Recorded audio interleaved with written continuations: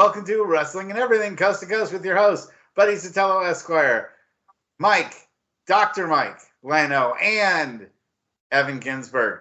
This time we have a very special show because we only get to do this once per year. It is our Wrestlemania wrap-up.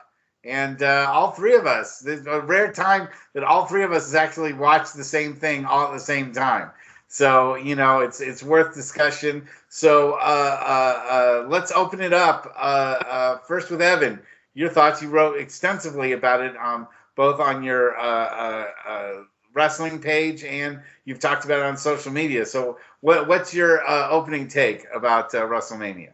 Well, as they say in creative writing class, the main idea of the story is I was numb both evenings until late in the show when on night one Sami Zayn and Gunther saved it, and on night two when Bayley and Sky saved it. I mean, the shows were absolutely mediocre up until that point, and the two main events I enjoyed. So in the course of 13 matches over 7 or 8 hours over 2 nights, I enjoyed 4 of the 13 matches. Everything else on there, I could have easily lived without.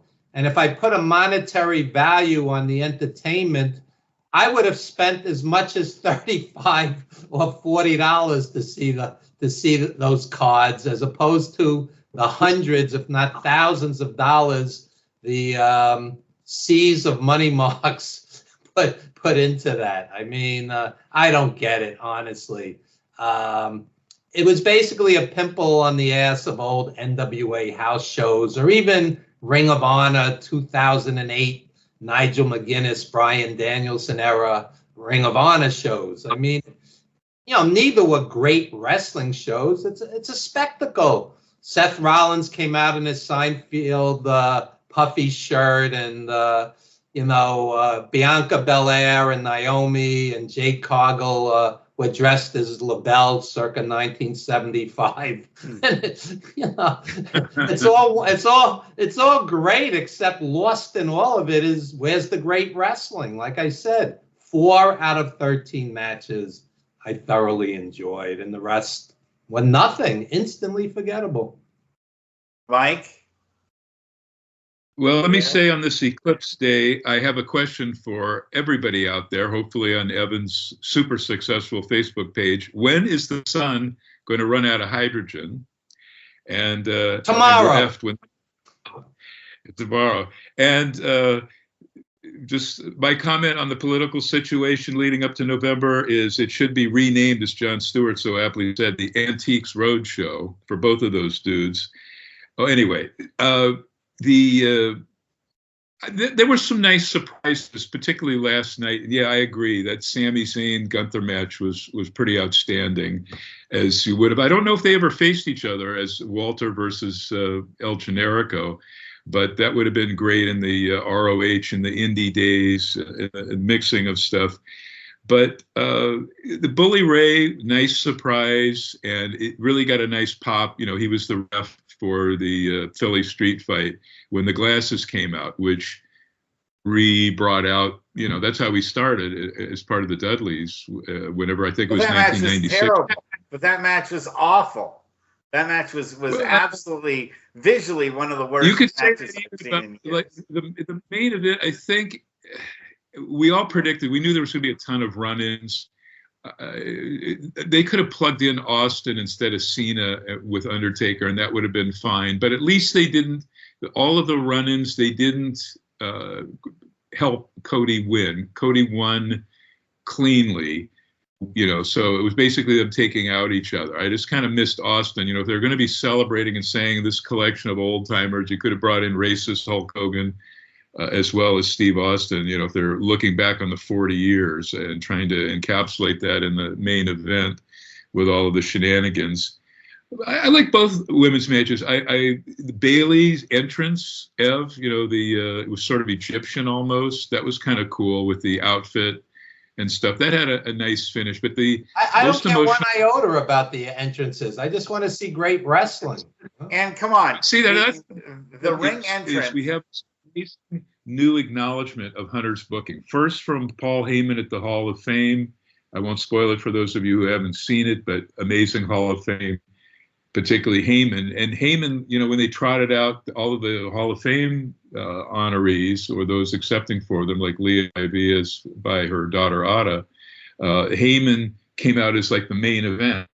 And they played that ECW music, and that kind of was the emotional pop for me, as it was when Sammy won Saturday night. That was a really nice surprise. But all of the titles, other than, and they split up the tag titles, so all of the titles basically, not with the exception of one, changed, which I think is unprecedented. So, but what I'm getting to is we have all this amazing Paul Levesque, Triple H booking that Heyman acknowledged at Hall of Fame, Stephanie acknowledged when they brought her out to open the show last night, but it's still within the confines of that WWE safe style wrestling. And for those of us spoiled by Ring of Honor, New Japan, AEW, etc., even Impact, we're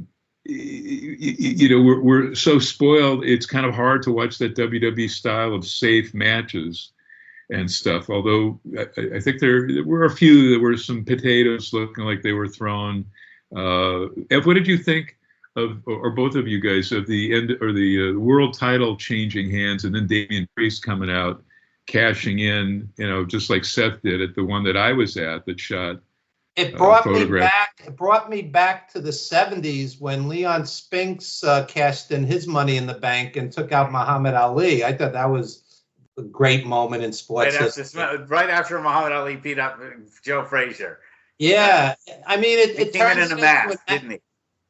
It turns it into an absolute circus. I mean, it's already a circus, but what it does is it really blows any kind of a storyline that you built for that match, and then maybe there'd be a rematch or something like that afterwards. The match wasn't very great either. I didn't think it was. That's why it was an opening match. It was a curtain jerker. To have your world title as your curtain jerk match, I think is saying a lot for how much you value it, which is not at all. If you'd asked me, the first match of the second night should have been the LA Knight AJ Styles match. Which was mediocre also. But that's what I'm saying. If you're gonna start off with something that, while people are going to get drinks and getting to their seats, might as well start off something that's a curtain jerker rather than, an actual world title match. But I think that they dumbed that world title match down because they knew that Seth was going to be part of the later match anyway, and that they just wanted to get that Money in the Bank thing taken care of, that business just out of the way so they can focus on other things. Damian Priest is a total package. He can wrestle. He's a big guy. He's in great shape. He's got charisma. So why not let him, have an excellent title match and win it legitimately and come off like a champion instead of it being a circus? I was thinking of going into work tomorrow and cashing in my Money in the Bank and pinning my boss for a 3 count and taking his title, benefits, and salary. I think that would be very credible.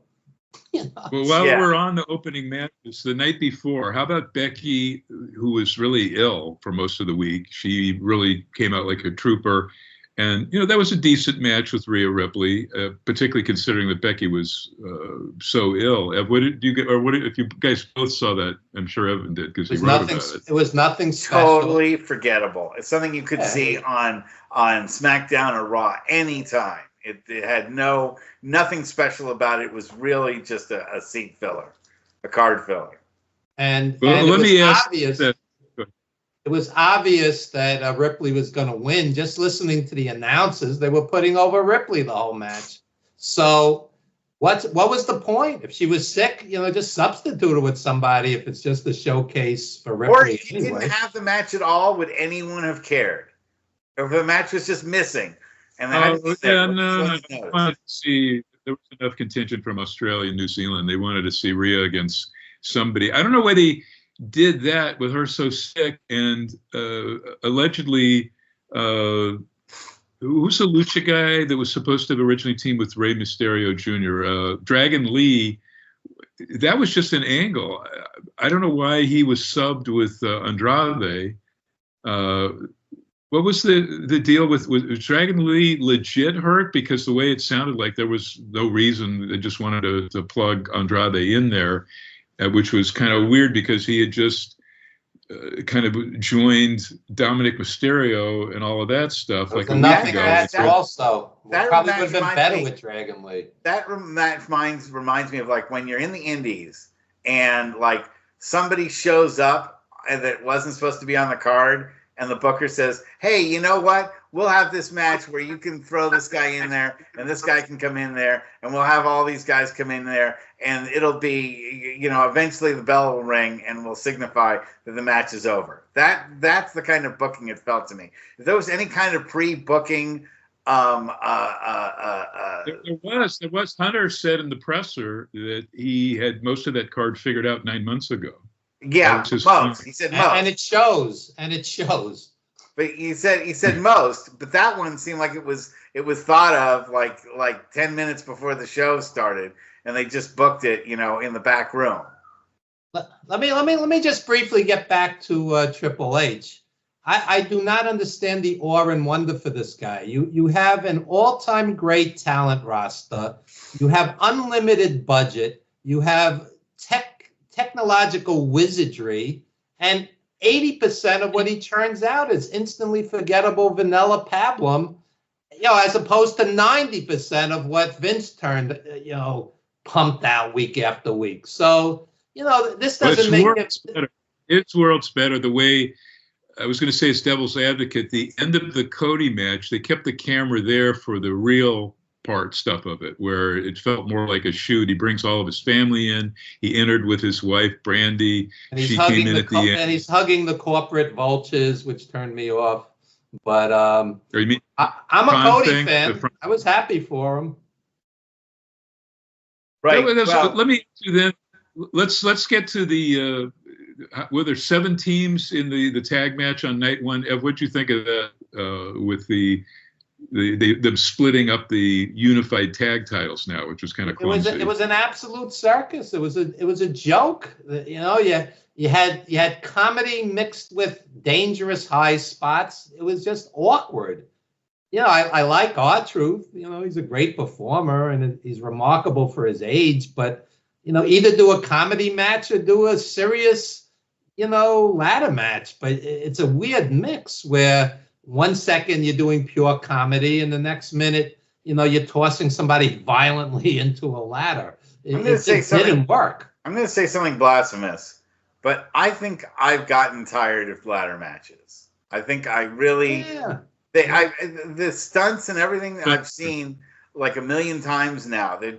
There isn't much variety in it, and I think it's kind of a silly way now to solve a feud. You know.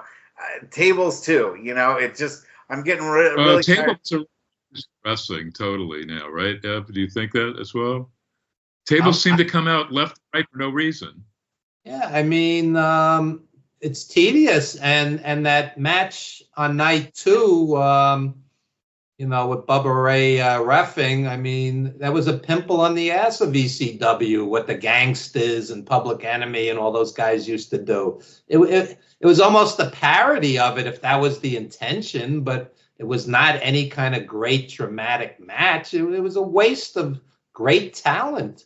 I would have much rather seen, you know, Bobby Lashley in a singles match, a meaningful title match, or you know, even the other guys in there. You know, it's just a waste. And I wasn't a big fan of the main event on night 1. I liked it.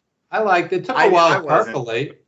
First of all, that was, and I clocked it, the world's longest intro. Did you know that took over 35 minutes for both teams to get into the ring and have their moment in the sun? 35 minutes.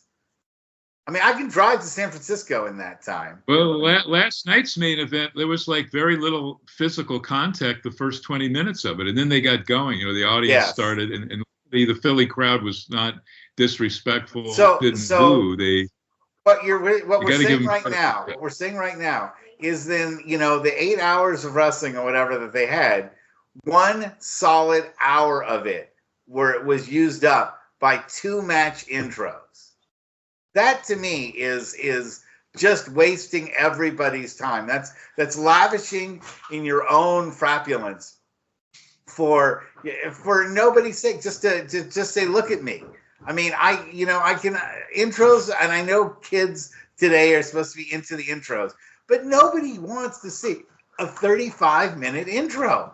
That is absolutely obscene, and it's selfish to sit there and eat up everybody's time when you want to see some kind of action. And to use up an hour of 2 nights. Well, if you think it's bad now, it gets, and that's not even all the other wrestlers coming to the ring. Plus, if you think it's bad now, when it moves to Netflix next January, and they have the pay-per-views to watch, because there won't be any more Peacock.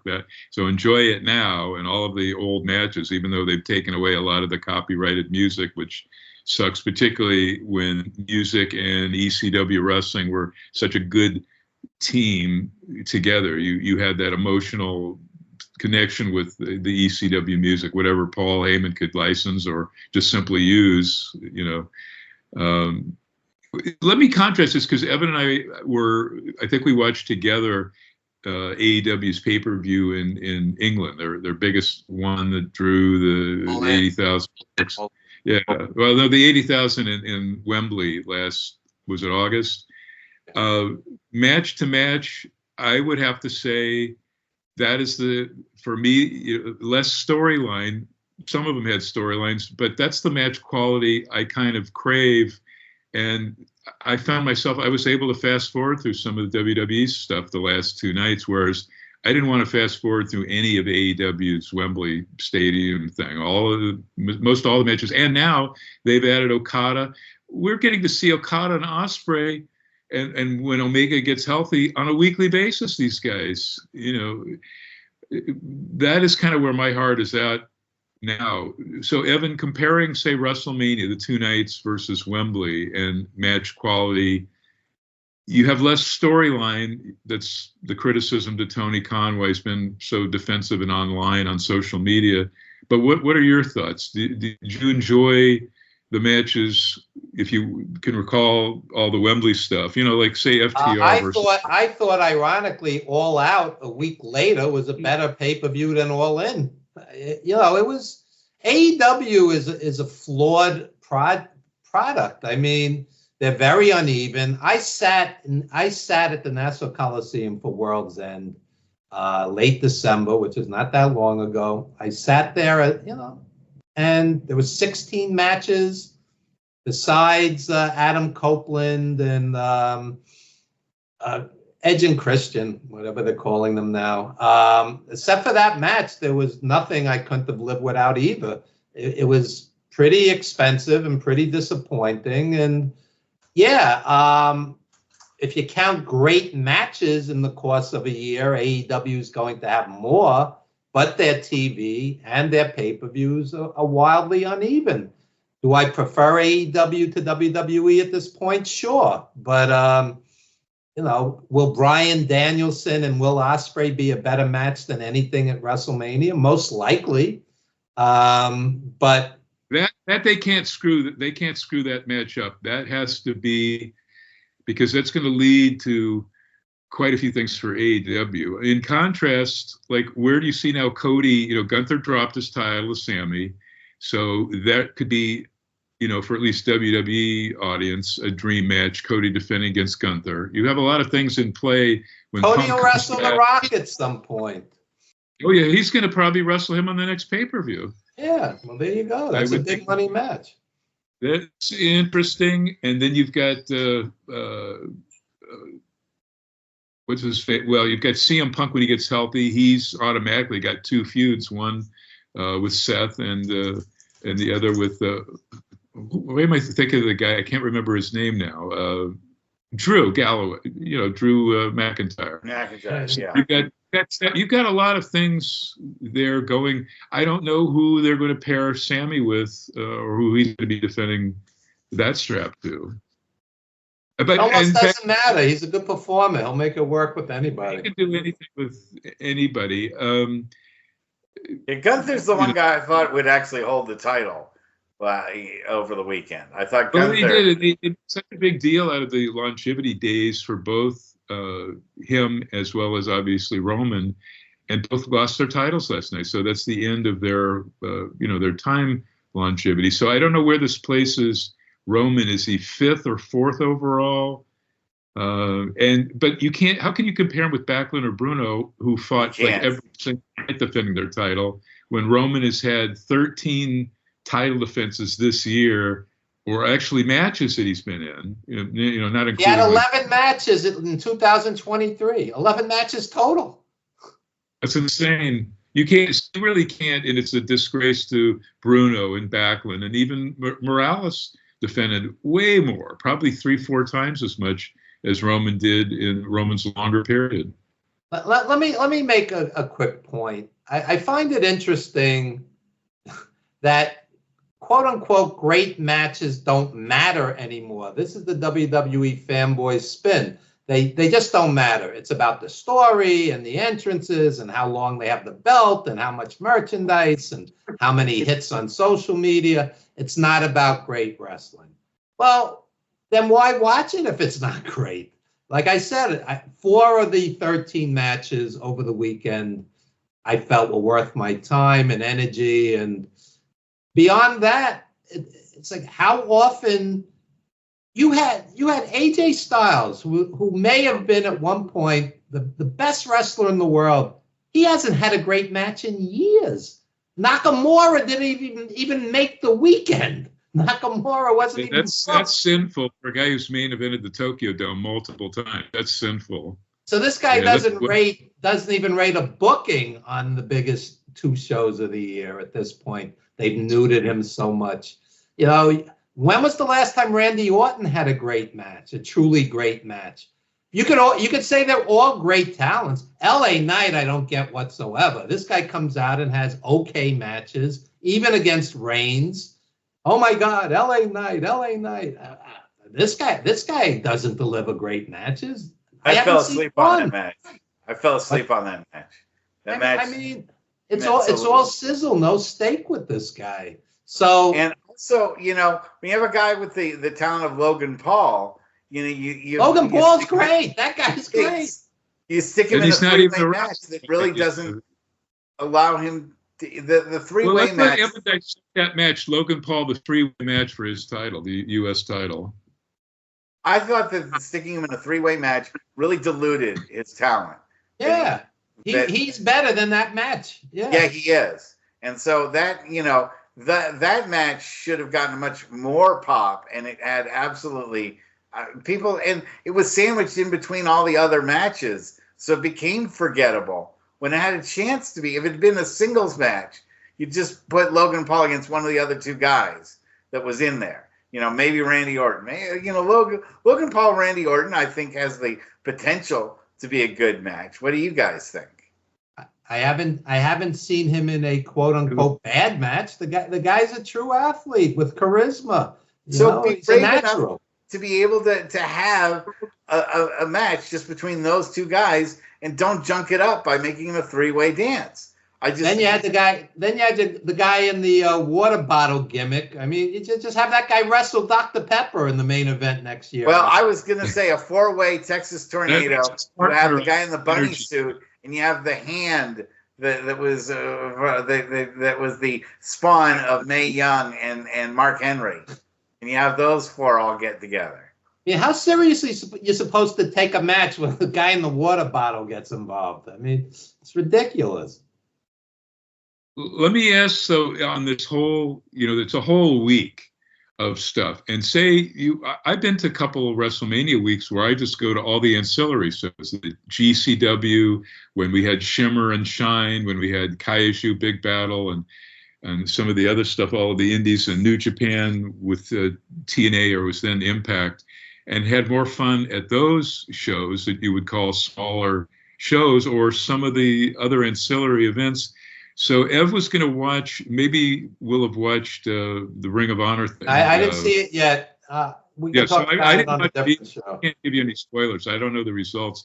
Did either of you guys watch NXT, which I heard people are raving about, the NXT show, which is Well, again, this was something I wanted to bring up, is that, the timing of WrestleMania, that it's going up against the Final Four, and for the NBA, a lot of teams are rounding into the playoffs right now. So a lot of teams are in important games. And it was the home opener for the Giants opening weekend. San Francisco Giants and a lot of other teams had their opening weekend this weekend. That there was plus it was. I texted Bobby Ray Dudley afterwards, and I complimented. He had like the biggest smile. It was like second only to Cody's once he won. I mean, you could tell he was having a great time out there in one of the largest crowds he's been in front of, and that was great to see. But any of those feel-good memories or moments, whatever, paled in comparison to the Curb Your Enthusiasm finale. The final episode last night was a brilliant masterpiece. I hope everybody watches it, because it was like angle after angle and bringing it wasn't a live event. I hate to break this to you, but Curb Your Enthusiasm I don't care. was pre-recorded. You could watch it at any time. You didn't have to see it when it was happening. It was not a live event. It taped all of your sports that you're talking about as well, and watched it, in non-real time. But I was not about to miss the minute 7 o'clock hit. I turned on a second TV, and I got that Curb Your Enthusiasm, which was brilliant. So I hope you guys enjoy. Do you guys like Curb Your Enthusiasm? As long as we're Larry David's brilliant. I haven't watched it in years, though. I haven't watched it in the last couple of years. Oh, you got to watch this finale, because this finale, all I'll say is it makes sense of the Seinfeld finale where they're all in jail. Huh. You have to watch that was the worst show finale of all time. A lot of people. Well, this one fixed it. This one fixed it. Larry David fixed it, and you'll see what I'm talking about. If you watch it, it was brilliant. Like, you talk about, this or that, or booking. Well, most of every episode, not everyone, but almost every Curb Your Enthusiasm episode, you have all of these tangential things going on, and they're all tied up, and they all they meet head on at the conclusion of each episode. And last Does he night, at least give a fitting tribute to Richard Lewis? Richard was in pretty much every episode. He looked like death warmed over. It was very hard for those of us who love and have marked out for Richard Lewis all these decades as a brilliant comic. Evan, I'm sure, has seen him live. Yeah. I've seen him live. Just the guy was aces. He looked a little bit. He just looked like he was near death. His skin was, the color of people when they're about to pass away, kind of yellowy. That part was hard to take if you love the brilliant Richard Lewis, and I don't know what the hell Susie Essman's done with her hair.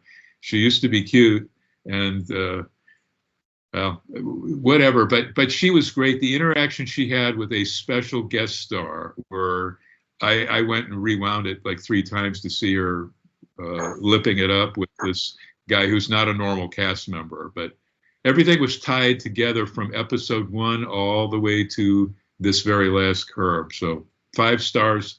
10 stars out of 5 Meltzer stars on that one for me. I'd like to see Larry David wrestle Susie Essman at WrestleMania next year. That's what I'd like to see.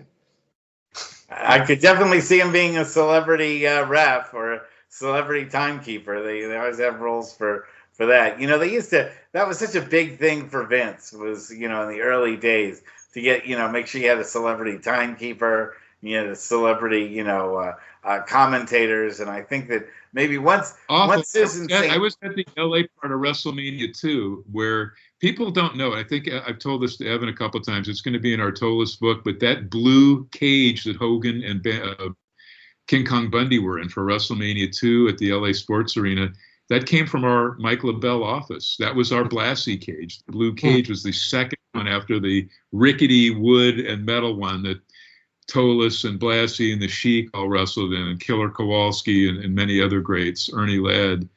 But that one had Susan St. James as the timekeeper. She did such a bad job. I think that's why they haven't had many celebrity announcers since then. Susan James. Evan, I was kind of fast forwarding. I couldn't handle too much of Snoop, but what was Snoop doing in there with a bunch of, was it female dancers last night? He was plugging his latest product. Pointless. They had a couple of other things like that. The only thing I guess of substance was the R&B. I don't know if they're husband and wife. Is it called the War and Treaty? Yeah, I saw them open for Al Green at Radio City. They're actually really good. Yeah, really good. They were about the only God worthwhile. Bless America. The ones that yeah. They did the open. Who did the night one? I forget who she was. It was an Coco African. Jones. She didn't make you forget Whitney or Marvin. No. Yeah. No, that was the one who started everything, Marvin Gaye. And Ev, what about as we move a little bit for a second? They found 20 hours of unreleased Marvin Gaye material, but now I think it was more like 60 different unreleased songs, 60 or so, from what I remember. But the guy says he was given it, but he can't release it without the family's permission, and they're not responding to him. So that's probably going to be a financial battle of attorneys and stuff going on there. Russell. You say Sly Stone has mountains of material that's unreleased also, and he's still alive. So, these guys. Well, they did that against a lot of the family. Half of the family didn't want Prince's stuff put out there, saying he wouldn't have wanted it. That's why he didn't release it. Yet they put out at least one album of unreleased Prince stuff. What happens? So I don't know if they're going to. What happens with a lot of these guys is they die, and then the estates put their music onto like hokey commercials for ruthless billion-dollar corporations, and they go. The artist would have cringed. They just wouldn't have done it. So. I've got good news or bad news for my kids, which is that there is no unreleased Wrestling and Everything Coast to Coast material. Everything I have, you guys have already seen. So after I go, this is all that you've got. What's on YouTube is all I have. There's nothing secret, no secret tapes, no unreleased material. I'm trying to release as much stuff as I possibly can, for God's sakes. So, How many episodes is this? Well, this is now episode 212. 212, wow. So keep that in mind. The shows that Evan and I had on Legends, some of them were masterpieces. When I brought Roberta Flack and Judy Collins on, one after the other on the same show to talk about the state of the music industry. And then we had them wrestle each other. It was a cat fight. It was great. Yeah. It was but we had some damn good names. But on your site that's doing so well, was anybody talking about Mania, or is it mostly? Yeah. Evan Ginsberg's old school wrestling memories on Facebook. It's interesting. I basically found the lost tribe of guys who attended wrestling matches in the 50s, 60s, and 70s. And when Vince went full circus in the 80s, they disappeared, and they've gravitated to my page.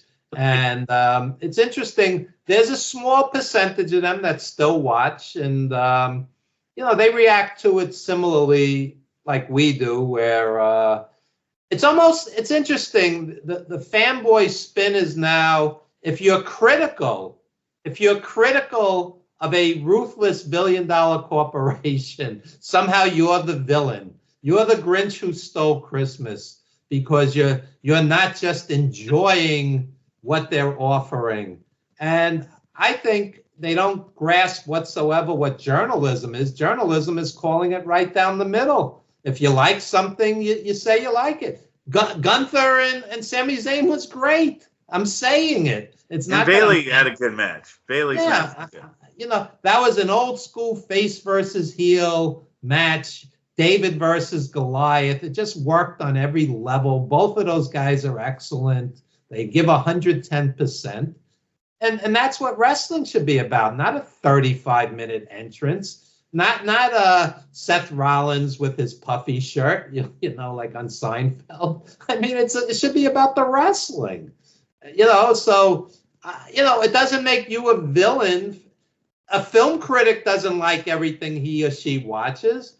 A sports writer doesn't like everything his or her team or coach or players do. You're allowed to be critical if warranted. It doesn't make you a bad person. This is a corporation. We didn't kick your granny. Get over it. Get over it. Well, let me contrast though with the tribalism thing, where these diehard WWE fans will attack AEW and vice versa, and they're not doing what you're saying, which is expressing themselves. If you like something, great, talk about it. If you don't, do that, hopefully in an educated manner. But when you're versus the tribalism stuff, where it's all WWE or nothing, and F AEW and the vice versa stuff. What are your thoughts on the tribalism? Because we've been seeing that more and more since really it's not quite 5 years AEW has truly been in existence, but since they came about, it certainly we never saw that with Impact, or excuse me, TNA, when TNA was the national number 2 to Vince's product.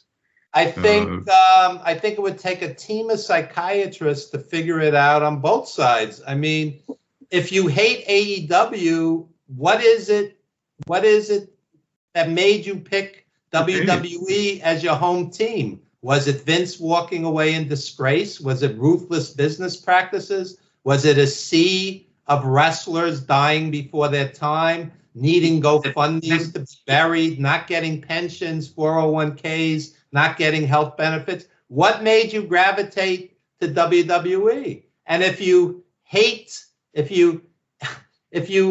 WWE, I mean, hey, Seth Rollins and Cody Rhodes created art. Gunther and Sheamus was great. Gunther and Sami Zayn was great. The 2 main events the past 2 nights I thoroughly enjoyed. You know, you can't throw out the baby with the bathwater. Once in a while, WWE will come through with a great match or a great event. And, you know, you have to call it as you see it, not just pick a team. They're both owned by billionaires. They're billion-dollar corporations. I don't get this is my home team, they're the enemy. It's not New York versus Boston or whatnot. Yeah, it's ridiculous. Ridiculous. I don't get it. Well, contrast that to what is it about New York, the Yanks versus the Red Sox, that seems to really bring out some hatred versus Knicks and Celtics. I mean, it goes back 75 years. I don't even know. It's like the Hatfields and the McCoys. Russell would know better than me. I don't even know. I don't know. But you know, on the other hand, it's a lot of it is just really manufactured. I mean, to hate the wrestlers that were formerly just on the WWE a week ago, you know, and now they're in AEW, and suddenly you were rooting for them when they were in AEW, and now when they're in the WWE you hate them, or they were in the WWE, now they're in AEW and you hate them. It's just that's kind of like misplaced loyalty. And as I was gonna say earlier, I mean, this is the first WrestleMania that had no trace of Vince McMahon in it. And don't you think that Vince is somewhere? You think Vince McMahon was either watching every second of it like furious, or was he on an island somewhere, with some 18-year-old? I think Heyman even said in his. Did you watch the Hall of Fame yet? Yeah. I always enjoy that for good or bad. But a couple of things about that. So Heyman, wasn't it Heyman that kind of said, I mean, F the old guy, he's gone now. And I don't think that anymore. We kept thinking that until finally this big entity that now owns UFC and WWE. I don't think Vince's presence is allowed or whatsoever. And I wouldn't be surprised if he's gone in 2 years, because, this was basically his life. And you take that away, you've already seen the deterioration. Like, I don't know if we've talked with Evan about this, but the black hair dye, the mustache, and it looked like he had some facial reconstructive surgery. He stole Wayne Newton's head, just like Seth Rollins stole Al Perez's head. Something's going on there. Something strange. It did not look. You would not recognize him as Vince whatsoever, and he looked gaunt. And when he was at that Wall Street ringing the bell thing with The Rock, his last public appearance, just look gaunt. I was actually a But little. he is pushing 80. I was a little surprised even that Stephanie McMahon would make an appearance. She had been trying to distance herself a lot. Well, there was some investigation into her with the who was that female wrestler that took her? Ashley Massaro. Yeah, there was some stuff on her, but I guess she's apparently been cleared of that or whatever. Or they're not pursuing it. So she came in. I kind of cringed. That's kind of like the last person we want to see. Let Levesque do his booking, and maybe he can alter that sort of safe style wrestling. But I really didn't. I don't know. Ev, did you cringe when she came out last night? I mean, that's the poster girl for nepotism. I have no great love for her. I don't understand what the fans see in her, but whatever. Well, they didn't want to do it. Yeah, they don't know her history. They remember her as the character and all those angles with DX and in particular Triple H before they legit got married. I always go back to mass firings of young wrestlers who uprooted, took their kids out of school, relocated. The ironically named creative failed them, and then they just were letting go several hundred people. And what was Triple H and Stephanie's involvement there? How did this happen? About you got it? That's where you can give kudos to Levesque. He brought back a lot of that talent that Vince got rid of. Pretty much all of the NXT, the Carrion Killer Cross, and his wife, and they had nowhere to go. What are they going to do? They're just going to live on the indies? I mean, you can't really. I mean, you make some money from them back, and he brought them back. At least when he brought back Karrion Kross, it was with the original angle. Sadly, that's all done. I don't know why he's involved with the AOP mess. Why they don't allow Paul Ellering to say a word. Why have one of the greatest managers, at least his '80s era, and not have him speak now? He's just sort of there and pointing and trying to look menacing without any verbalization. The important thing is the authors of pain caught up on their writing during that layoff. AI is going to help him out. That's right. Saying that they look like just two big jobbers to me. I have no interest in seeing them. I have no interest in that feud with Bobby Lashley and his crew. Zero interest. So I hope that's done and those guys can all move on. And I can't even tell if Bobby Lashley and the Street Profits are faces or heels because they kind of started together when they had him manage him or whatever he's doing. Yeah, I didn't think the fans knew last night who to root for in that match either. It wasn't really the storyline. They were rooting for the tables. Yeah, exactly. The tables were the fan favorites, and everybody else was the heels because that match had no real build up and had no real reason for being there, and I still feel. It's been a regular thing on SmackDown for weeks, but I want to ask because I asked for a few of these what's up for them next. So what's going to be happening with Bayley now that she's the women's champion? And on the other side, I'll just throw out Rhea against who's the new one they brought in from AEW? That female Jade Cargill. That could be money right there, Jade against Rhea. But how about Bayley as champion? What are you going to do with her real name's Pam? That's how I know her from the Bay Area, as Russ does. I know her as Davina. And again, I always say this, Davina Rose, she took the first names of both of her grandmas. That was her first wrestling name, Davina Rose. And she then went paid her dues. I'm happy for her, and she's a quality wrestler. She's a quality wrestler, good promo now, where she was scared to death to cut promos, and Michael Hayes, etc., helped her on that. But who's she going to be feuding with now? Maybe separately the rest of Damage Control, like Asuka. Sure, they'll rotate those ladies in. Where do these new champions go from here? So we have Sami Zayn as champ, we have Bayley as champ. Where do you guys think they're going? Who should be feuding with them or going after their titles? Well, Seth Rollins against Sami Zayn. That could be good. Yeah.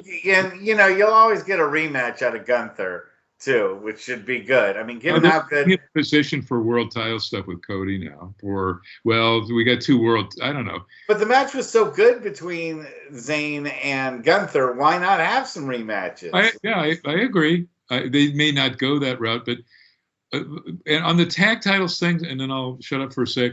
I had to fast forward through it last night. So I missed. How did they explain why they were? Did they just simply say we're going to put the two sets of belts, and whoever gets the first set, they're going to be those champions, and whoever gets that set, they're going to be like the SmackDown tag champs? How did they explain that, and what was the rationale for splitting up the so-called unified tag titles? Now they're back to two separate ones. I have no idea what they said or explained because they're like a pounding in my head, as my late mother used to say. Like they're a pounding in my head. It's just like ba ba ba ba ba ba ba. Then they plug something. Ba ba ba. Then they plug something else. They offer nothing. Gordon Soley rolls in his grave 3 times every time a WWE show is on, and these guys call matches. Michael Cole. Oh my God. Ugh. Yeah. That bugs me when some of those guys that have been there for 5 minutes, they call him the GOAT. No, Gordon Soley, Jim Ross, Lance Russell, Dick Lane, you could add several others, were the GOATs. I mean, even Bill Watts was a fantastic color commentator. Jesse Ventura. Yeah, Jesse. Yeah. Heenan, obviously, perhaps the best. I'd even take Jerry the King Lawler over, who they've got right now, But for me, I had the NCAA game, the audio on, and just the video on for the WWE because I just couldn't take the commentating anymore. So I'd rather the NCAA commentary was actually a lot more poignant. It's like a repetitive, robotic shilling. Wrestlemania, the showcase of the immortals, and they say it 37 times. Like it's the Super Bowl and the World Series rolled into one, and you're sitting there numb through mediocre, instantly forgettable pablum through 2/3 of the show until Sami Zayn saved the day. This was my point. I mean, don't you think it would? I think it would be a much better show if they reduced it back to one day. I think it should be like 7 days, 24/7, and it kind of is now. I mean, when you consider that they call this last week's World, they just have a freaking convention with signings, and it's called WWE World for the first time. So would you say SmackDown and Raw for last week were nothing more than just gigantic, advertisements for WrestleMania? So it really was basically a week's worth. Well, now the bus angle where out in the rain, which was kind of gave it a Batman Dark Knight mystique. That was pretty good with the Rock kick. Yeah, Batman's surrounded by 80,000 people. If Batman is surrounded by 80,000 people and constant music and fireworks going off. It's like, no, there weren't people out there. It was just the camera guys, allegedly. And I don't think you saw it, Russ, where The Rock was throwing him against the bus outside in the pouring rain, and he's bleeding, and he takes off the belt that he promised to give to Cody's mom, and he smears Cody's blood all over it. That was pretty damn good stuff in the context of what WWE can do. I don't know, Ev, what did you think of that angle? It was about. I don't watch WWE TV because at my advanced age I only have limited brain cells, and I'm trying to preserve them. But I did see clips online, and it was dramatic. I mean, and the F word, The Rock using the F word, which is at odds with him doing the second Moana for Disney. He's kind of risking some things by using that F word. He is cussed more than any wrestling show, even AEW, with all the shits and things. You want to know something? After you make your first 500 million, you could take some chances. It's allowed. Instead of doing the safe comic book cartoonish stuff, take some chances. And I think the guys should do a low budget indie drama without any action and show your acting chops. He should work for Tarantino. Could you see that? Yeah, that's what I'm saying. Take some chances at some point. I mean, God, how many comic book movies? He's had some shit movies. I can't even really say how many were memorable. Moana for Kids was fine, and I really can't. I must have been in the few. I kind of enjoyed Black Adam, but most of the world. Yeah, you are in the few. That was horrible.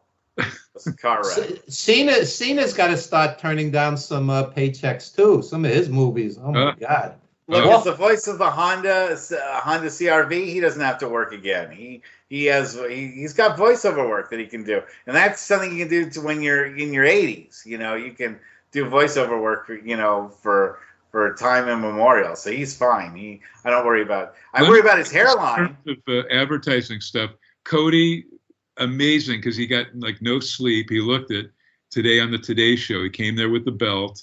But what he did, he brought for the 3 hosts of the 3rd hour of the Today Show, he brought 3 belts exactly like his. So I hope nobody's mixing them up because you don't want him accidentally giving, his company belt, his own belt, which must have, some symbolic worth, as opposed to the 3 lookalike belts he gave out. But he was all over TV. But somebody who has a new book out, I want to tout for no reason at all. Ronda Rousey's new book. It's her 2nd book. But she did everything. She did ABC, ESPN, CBS, Fox, all the majors. And then she was on CBS Sunday morning or Saturday morning, where they taped a 20-minute segment with her at her home and her Browsey, it's a healthy organic farm that she and her MMA husband run. It was pretty amazing. She's in her house with her baby. You've really never seen that side of her. The book is excellent, so I want to put that one out there. So speaking of Ronda Rousey, the fanboys have her on the bad list now because she dares to be critical of WWE. But what is she saying that's not true? She's being honest. So the Vince thing, which they're turning a blind eye to, I give her credit for balls for calling a spade, that she's glad she's no longer there. She outright said on a lot of these interviews, no, unless a lot of things change there, I would never for a second consider going back, her exact words.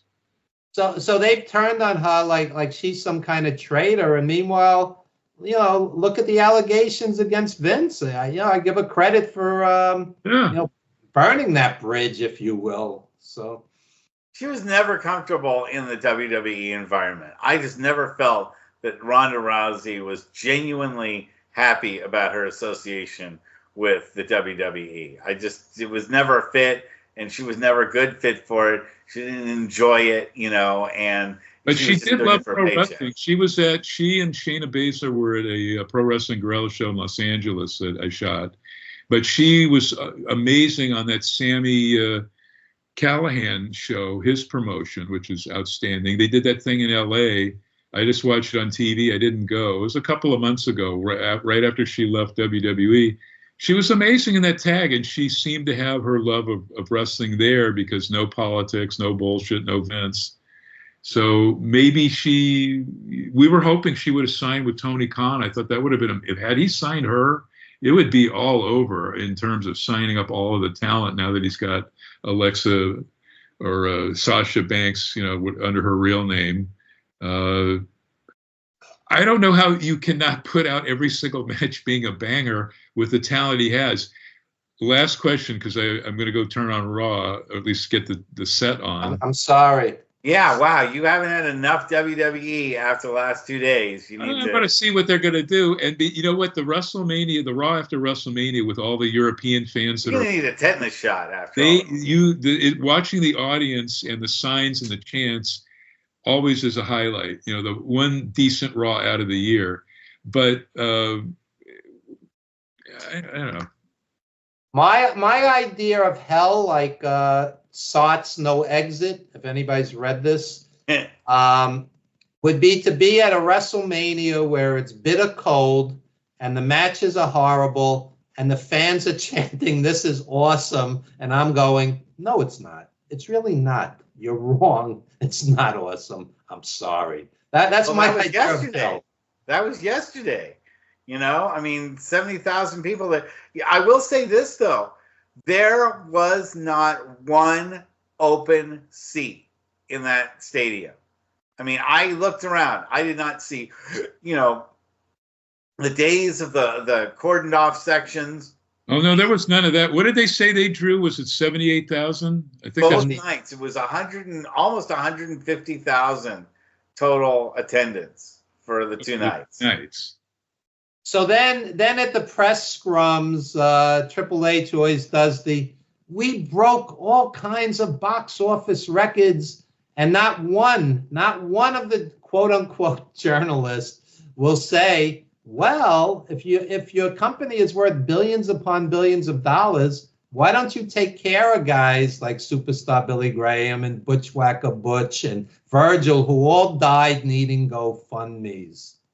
Why don't you take care of these guys? Take 1/2 of 1% of your obscene profits, and don't let your legends and ex-champions die penniless and needing money from the fans.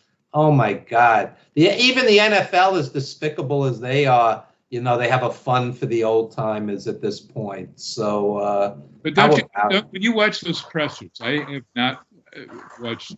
I don't know if they had one Saturday night. They did, because Cody didn't show up to it, but I didn't see either one.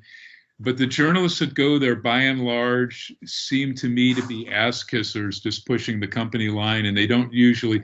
There might be an Ariel Arwani and a couple that will ask things sort of off script that they've been asked not to ask. But by and large, the majority of those people there, and a lot of the ones from the UK, they're just ass-kissing questions, asking, like the company wrote them out. And oftentimes they do. Like when I've interviewed, and Evan also, WWE talent, sometimes we're given areas we're not supposed to go into. So those press conferences are almost as bad as the ones where they were fake stage press conferences. They like their comps. They like their access to the rest. Their comfort zone, but that's not. Then don't go. Then don't have it, because it's bullshit. Then I didn't want them to have them. Ask the tough questions, guys. Ask the tough questions. Worst they could do is not let you back, and you can watch it on Peacock or whatnot. Because don't the different ones at the AEW ones, because they'll at least ask some, not all, but there'll be a couple of hard-hitting questions of Tony, and he'll have to get defensive a bit. But WWE, I think, because they're the biggest. Tony Khan's a lot more honest. That's kissing. Yeah, he's a lot more honest. Tony Khan's a lot more honest. Well, we'll see how how the WWE reacts after all this, this year, and where they move forwards without Vince. Good riddance to bad rubbish.